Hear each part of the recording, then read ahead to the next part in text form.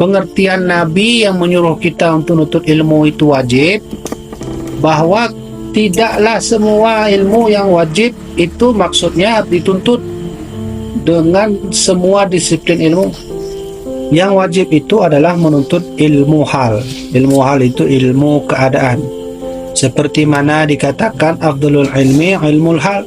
Sebaik-baik ilmu itu ilmu hal, dan sebaik-baik amal adalah menjaga hal. Hal itu keadaan. Memahami keadaan orang lebih baik daripada memahami teori orang. Faham kan?